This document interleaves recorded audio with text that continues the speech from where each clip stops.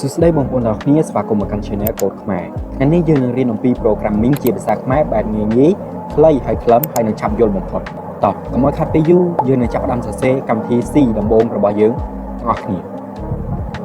ដូចយើងបានឃើញអញ្ចឹងនេះគឺជាទម្រង់នៃក្រុមឆ្អឹងដែលចាប់ផ្ដើមដោយភាសា C ទី1យើងនឹងឃើញអីគេគឺយើងនឹងឃើញពាក្យថា include ដំបូងហៅថា library មកប្រើដើម្បីឲ្យកម្មវិធី scale ពាក្យបញ្ជាទាំង input ហើយនិង output មួយទៀតគឺ in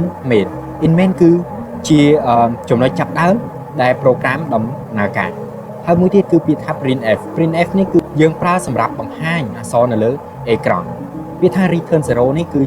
ជាអ្វីដែលនៅពេលដែល program ឈប់ដំណើរការឬក៏ program ត្រូវបានបញ្ចប់ដូចយើងបានឃើញអញ្ចឹងនេះគឺជាទម្រង់នៃការសរសេរកូដរបស់យើងនៅក្នុងកម្មវិធី Dev C++អូខេតោះឥឡូវយើងនឹងឃើញបែបនេះ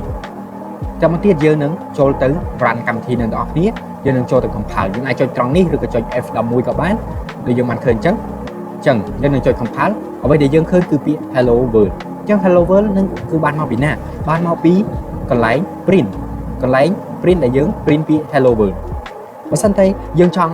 ឲ្យចេញជាអក្សរផ្សេងឧទាហរណ៍យើងចង់ឲ្យចេញពី Apple អញ្ចឹងយើងសរសេរពី Apple នៅក្នុង semicolon នៃ print ហ្នឹងអូខេយើងចុច compile មកវានឹងចេញពី Apple អូខេងាយអត់ពិបាកយល់ទេអ្នកនរគ្នាយើងគ្រាន់តែសរសេរទម្រង់នៃក្រុមឆ្អឹងរបស់កូដហ្នឹងហើយយើងអាចវាបញ្ចូលអ្វីដែលយើងចង់ print គឺប៉ុណ្្នឹងឯងមុននឹងខ្ញុំបញ្ចប់ខ្ញុំមានកិច្ចការតូចមួយឲ្យអ្នកនរគ្នាសាកល្បងអ្នកនរគ្នាអាចបដូរពីពាក្យដែលនៅក្នុងនេះពាក្យ Apple នេះឬក៏ Hello World ពីដំបូងទៅជាឈ្មោះរបស់អ្នកនរគ្នាហើយអ្នកនរគ្នានឹងសង្កេតមើលថាវាចេញលទ្ធផលយ៉ាងដូចម្ដេចអូខេអញ្ចឹងវីដេអូខ្ញុំគឺមានតែប៉ុណ្្នឹងបើសិនតើអ្នកចង់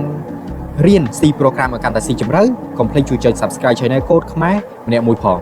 ជួបជាមួយខ្ញុំនៅវីដេអូក្រោយ